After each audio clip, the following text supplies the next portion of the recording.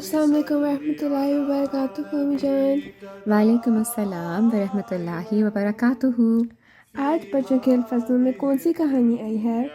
جی ہاں، آئے میں آپ کو سناؤں۔ چلیں جی انشاءاللہ چلے پڑھتے ہیں۔ آج کی دادی جان کے آنگن میں کہانی کا جو عنوان ہے اس کا نام ہے سچی دوستی۔ تو شروع ہوتی ہے کہانی کہ موسم میں خنکی تھی۔ خنکی کا کیا مطلب ہوتا ہے؟ اس کا مطلب ہوتا ہے کہ سردی تھی، ٹھنڈک ہونا شروع ہو گئی تھی نا، اس طرح۔ تو دوپہر کو دادی جان اپنے آنگن میں چارپائی پر بیٹھی مطالعے میں مصروف تھی۔ مطالعے مطلب کہ پڑھ رہی تھی نا۔ گڑیا، احمد اور محمود ان کے پاس آ کر بیٹھ گئے۔ احمد کہتا ہے، دادی جان موسم ٹھنڈا ہوتا جا رہا ہے۔ تو دادی جان آگے سے کہتی ہیں، جی ہاں، آپ سب نے امی جان کے کہنے کے مطابق تمام احتیاطوں پر عمل کرنا ہے۔ جیسے ہم آپ کو کہنا شروع ہو گئے ہیں نا کہ ہم موٹے کپڑے پہننا شروع کریں۔ تو دادی جان کہتی ہیں، اور کوشش کرنی ہے کہ پورے بازو والی قمیض بھی پہنے تاکہ موسم اگر یکدم ٹھنڈا ہو جائے تو آپ پر اثر نہ کرے۔ جی۔ تو پھر گڑیا کہتی ہے، دادی جان آپ نے کہا تھا کہ آپ کو یاد کراؤں کہ اس کتاب میں سے کوئی کہانی سنائیں گی جو آپ دوپہر کو پڑھ رہی تھیں۔ تو دادی جان مسکرا کر بولی، جی ہاں، میں خطبات محمود میں ایک کہانی پڑھ رہی تھی۔ تو خطبات محمود کہ حضرت مسلم موعود جو رضی اللہ تعالیٰ عنہ تھے نا، تقریباً مسیح ثانی، ان کی کتاب، ان کے جو خطبات تھے اس میں سے ایک کہانی پڑھی تھی۔ تو چلیں آپ کو بھی پڑھ کر سناتی ہوں۔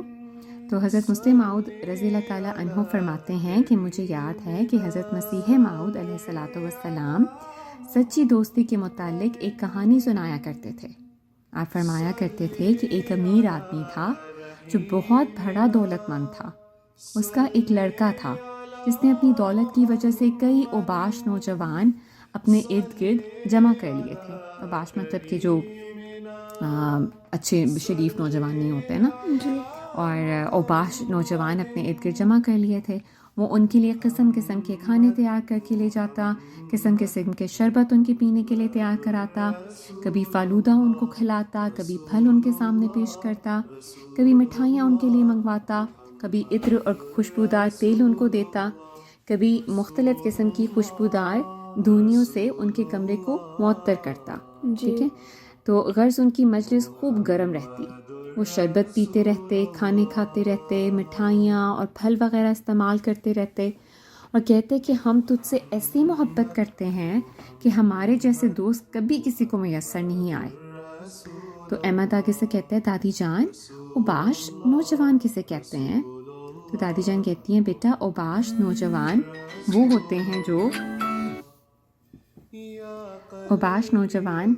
ہوتے ہیں جو پڑھائی چھوڑ کر برے کاموں میں لگ جاتے ہیں اور دوسروں کو بھی خراب کرتے ہیں۔ تو دادی جان کہانی آگے بڑھانے لگیں تو باپ اپنے بیٹے کو ہمیشہ نصیحت کرتا اور اسے کہتا، مطلب دادی جان آگے سے نا کہانی کو بتاتے ہوئے کہتی ہیں کہ باپ اپنے بیٹے کو ہمیشہ نصیحت کرتا اور اسے کہتا کہ ان دوستوں کا کوئی اعتبار نہیں، مگر وہ جواب میں یہی کہتا کہ ابا آپ کو کیا پتہ، یہ دوست تو ایسے اچھے اور وفادار ہوتے ہیں کہ ان سے بڑھ کر وفادار دوست اور کوئی ہو ہی نہیں سکتا۔ ایک دن باپ نے اپنے بیٹے سے کہا، اگر تمہاری یہ بات درست ہے کہ یہ نوجوان تمہارے سچے دوست ہیں اور تمہیں میری بات پر اعتبار نہیں آتا تو تم اس کا تجربہ کر کے دیکھ لو۔ گڑیا آگے سے کہتی، دادی جان کیا تجربہ کرنا تھا؟ تو دادی جان کہتی ہیں، جی وہی حضور بیان فرما رہے ہیں، اس کے والد نے کہا تم ان کے گھروں پر جاؤ اور ان سے کہو کہ میرے باپ نے مجھے اپنے گھر سے نکال دیا ہے، اب میرے گزارے کی کوئی صورت نہیں، مجھے کچھ روپے دو تاکہ میں ان سے تجارت کر سکوں، پھر دیکھو تم سے یہ دوست کیسا سلوک کرتے ہیں۔ آگے وہ بتانے لگا نا کہ پتہ چلتا کہ کیسے تھے وہ، تو وہ کہنے لگا، بہت اچھا، میں اس کا تجربہ کر لیتا ہوں۔ محمود ہنستے ہوئے کہتا ہے کہ اب پتہ چلے گا کون سا دوست اصلی ہے۔ دادی جان کہتی ہیں، بالکل۔ چنانچہ وہ کسی دوست کے پاس گیا اور اسے کہنے لگا، ابا نے مجھے اپنے گھر سے نکال دیا ہے، اب میں چاہتا ہوں کہ گزارے کے لیے کوئی تجارت کروں، فی الحال تم مجھے 5,000 روپیہ دے دو، جب تجارت سے آمد شروع ہوگی تو آہستہ آہستہ یہ قرض اتار دوں گا۔ جس وقت دوست سے اس نے یہ ذکر کیا، وہ سنتے ہی کہنے لگا، مجھے آپ سے بڑی ہمدردی ہے، مگر مجھے افسوس ہے کہ میرا روپیہ اس وقت فلاں فلاں جگہ پھنسا ہوا ہے، اگر روپیہ میرے پاس ہوتا تو میں ضرور دیتا، مگر میں معذور ہوں۔ تو گڑیا نے سوال کیا، دادی جان معذور یعنی وہ دوست ہینڈی کیپ تھا؟ تو دادی جان کہتی ہیں معذور یعنی عذر پیش کر رہا تھا، یعنی بہانے بنانا شروع ہو گیا تھا نا، کوئی بہانہ بنا رہا تھا کہ میرے پاس پیسے نہیں، حالانکہ وہ نہیں دینا چاہتا تھا۔ پھر یہ کہہ کر اور معذرت کا اظہار کر کے وہ واپس اپنے گھر چلا گیا۔ اس کے بعد یہ دوسرے دوست کے پاس گیا اور اس نے بھی یہی جواب دیا۔ پھر تیسرے دوست کے پاس گیا اور اس نے بھی یہی جواب دیا۔ چونکہ اس عرصہ میں یہ بات اس کے تمام دوستوں میں پھیل گئی، اس لیے آخر میں تو ایسا ہوا کہ یہ جب اپنے کسی دوست کو آواز دیتا تو وہ باہر ہی نہ نکلتا اور ملازم کے ذریعے کھلا بھیجتا کہ اسے جا کر کہہ دو میاں میں گھر پہ نہیں ہوں۔ آخر وہ مایوس ہو کر رات کو اپنے گھر واپس آ گیا اور باپ سے کہنے لگا کہ آپ کی بات تو سچی نکلی، میں سب کے پاس کیا مگر کسی نے میری مدد نہیں کی۔ کچھ تو ایسے تھے جنہوں نے باہر نکل کر معذرت کر دی اور اکثر ایسے تھے جو باہر ہی نہ نکلے۔ تو احمد نے کہا دادی جان، احمد کہتا ہے ہائے دادی جان، یعنی اس کا کوئی بھی پکا اور سچا دوست نہیں تھا۔ تو دادی جان کہتی ہیں جی ہاں، اب آگے سنو۔ باپ نے یہ سن کر کہا تم نے اپنے دوست دیکھ لیے، آؤ اب میں تمہیں اپنا دوست بتاتا ہوں۔ تو یہ کہہ کر اس نے اپنے بیٹے کو ساتھ لیا اور دوست کی طرف چل پڑا۔ راستے میں اسے کہنے لگا بیٹا سچا دوست بڑی مشکل سے ملا کرتا ہے، اور پھر جس طبقے میں تم اپنے دوست تلاش کرتے ہو اس میں تو کسی سچے دوست کا ملنا اور بھی مشکل ہوتا ہے۔ تمہیں میرا دوست دیکھ کر تعجب آئے گا مگر سچا دوست وہی ہے۔ یہ کہتے ہوئے وہ اسے شہر سے باہر لے گیا۔ وہاں ایک چھوٹی سی جھونپڑی تھی۔ جھونپڑی کیا ہوتی ہے؟ جھونپڑی جو مطلب بالکل کیا کہنا چاہیے آپ کو، جیسے ٹینٹ ٹائپ ہوتا ہے نا، اس طرح بنا ہوتا ہے جھونپڑی۔ جھونپڑی کے قریب پہنچ کر اس نے دروازے پر دستک دی اور جو شخص اس کے اندر تھا اسے بلایا۔ بیٹا یہ دیکھ کر بڑا حیران ہوا کہ میرا باپ تو اتنا امیر آدمی ہے اور اس کا دوست ایسا غریب اور چھوٹے طبقے کا ہے کہ ایک جھونپڑی میں رہتا ہے۔ تو احمد کہتا ہے جھونپڑی یعنی کچا اور چھوٹا سا مکان؟ دادی جان کہتی ہیں جی ہاں، جیسے اب آپ مجھ سے پوچھ رہی تھی نا کہ تھوڑی دیر کے بعد اندر سے مطلب جیسے بالکل بنا ہوتا ہے نا، کچا سا مکان بنا ہوتا ہے ایسا کر کے نا، تو کہتے ہیں کہ اب تھوڑی دیر کے بعد اندر سے آواز آئی کہ کون ہے؟ اس نے اپنا نام لیا کہ میں ہوں اور ایک ضروری کام کے لیے آپ کے پاس آیا ہوں۔ اس آواز کے سننے کے بعد خاموشی طاری ہو گئی۔ 2 منٹ، 4 منٹ، 10 منٹ، 20 منٹ گزر گئے مگر کسی نے دروازہ نہ کھولا۔ اب وہ باپ تو کہہ رہا تھا کہ بڑا اچھا دوست ہے۔ تو بیٹے نے اپنے باپ سے کہا کہ آپ کا دوست بھی ویسا ہی نکلا جیسے میرے دوست تھے۔ باپ نے کہا ذرا ٹھہر جاؤ، میرا دوست ایسا نہیں ہے، معلوم نہیں کیا وجہ پیش آئی کہ اس نے نکلنے میں دیر لگا دی ہے۔ تھوڑی دیر گزری تو دروازہ کھلا اور اندر سے معمولی غریبانہ لباس میں ایک شخص نکلا جس کے ساتھ اس کی عورت تھی۔ ہاتھ میں تلوار تھی اور کمرے کے ساتھ ہمیانی یعنی تھیلی کمر کے ساتھ ہمیانی یعنی تھیلی بندھی ہوئی تھی جس میں روپے تھے۔ تھیلی جو چھوٹے سے بیگ ہوتا ہے نا۔ محمود نے فوراً پوچھا ہمیانی کیا ہوتی ہے؟ دادی جان کہتی ہیں یہ ایک کمر پر باندھنے والی تھیلی ہوتی تھی، ٹھیک ہے، جیسے چھوٹا سا بیگ آپ پہنتے ہیں نا، تو جس میں سکے یا روپے رکھے جاتے تھے، اس کو ہمیانی کہتے تھے، ٹھیک ہے۔ تو جیسے آج کل پاؤچ ہوتے ہیں نا۔ تو دادی جان نے پھر پڑھنا شروع کیا تو کہتی ہیں کہ اس نے باہر نکل کر السلام علیکم کہا، السلام علیکم کہا اور پھر پوچھا کہ کیا کام ہے؟ اس نے کہا کام تو پھر بتاؤں گا، پہلے تم یہ بتاؤ کہ تم نے باہر نکلنے میں اتنی دیر کیوں لگائی ہے؟ وہ کہنے لگا میرے آپ کے ساتھ مدت سے دوستانہ تعلقات ہیں اور ہم کبھی کبھار آپس میں مل بھی لیتے ہیں۔ ہمیں ایک دوسرے پر کامل یقین اور اعتبار ہے کہ آپ کو کوئی ضرورت پیش آئے تو میں آپ کے کام آؤں گا اور اگر مجھے کوئی ضرورت پیش آئے تو آپ میرے کام آئیں گے۔ لیکن یہ واقعہ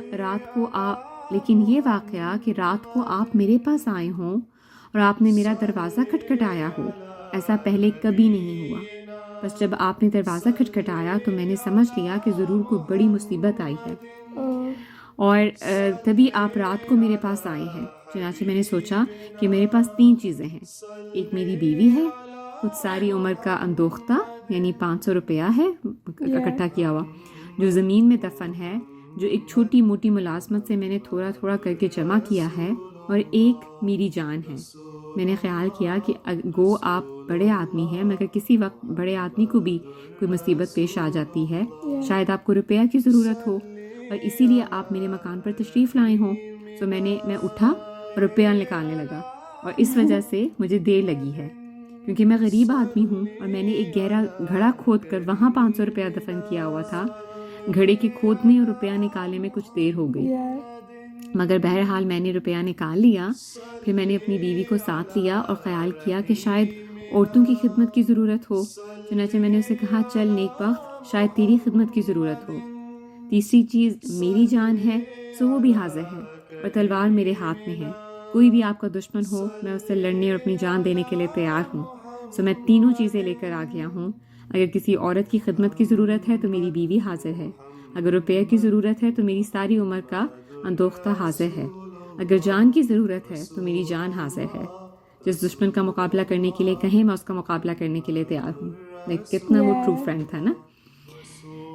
گڑیا نے تعجب سے پوچھا دادی جان اندوختہ کیا ہوتا ہے؟ دادی جان بولی اندوختہ کا مطلب ہے جمع پونجی, سیونگز نا. جی, جو تھوڑا تھوڑا کر کے بچائی جاتی ہے. ٹھیک ہے. دادی جان چڑھنے لگی, دادی جان پڑھنے لگی. اس امیر آدمی نے شکریہ کے ساتھ اسے رخصت کیا اور کہا میں تو صرف اپنے بیٹے کو نصیحت کرنے کے لیے یہاں لایا تھا. اس کے بعض اوباش نوجوان دوست تھے اور یہ ان کو بڑا وفادار اور سچا دوست سمجھتا تھا. میں نے اسے بتایا کہ وہ سچے دوست نہیں ہیں. سچا دوست اگر تم دیکھنا چاہتے ہو تو میرے ساتھ آؤ. چنانچہ میں نے اسے دکھا دیا کہ سچا دوست کیسا ہوا کرتا ہے. ٹھیک ہے. مجھے کسی خدمت کی ضرورت نہیں, تم اپنے گھر چلو. کہانی ختم ہوئی تو تینوں بچے کچھ دیر خاموش رہے. احمد کہتا دادی جان اب سمجھ آیا کہ سچا دوست وہ ہوتا ہے جو وقت پر کام آئے, چاہے جان قربان کرنی پڑے. گڑیا کہتی صرف کھانے پینے والے دوست ساتھ نہیں دیتے ہیں. تو پھر احمد کہتا ہمیں بھی ایسے دوست بنانے چاہیے جو نیکی میں مدد کریں. A friend in need is a friend indeed. ٹھیک کہا ہے نا میں نے دادی جان؟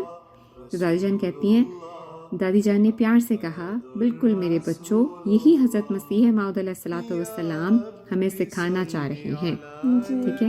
تو یہ کہانی جو ہے نا ماخوذ از خطبہ جمعہ فرمودہ 28 اپریل کیا کہتے ہیں 1944 سے لی گئی ہے اور یہ ہمیں بھیجی ہے درسمین احمد جرمنی سے.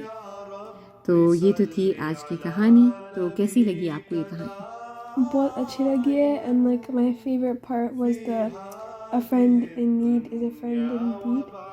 تو اب آپ بھی یہ سوچ سمجھ کے اپنے دوست بنائیں گی کہ ہمیں کیسے دوست بنانے چاہیے جو سچے ہوں اور مشکل وقت میں کام آئے نا. ٹھیک ہے. تو جی انشاءاللہ تعالیٰ تو یہ تو تھی آج کی دادی جان کی آنگن میں سے کہانی. تو جزاکم اللہ و احسن الجزاء.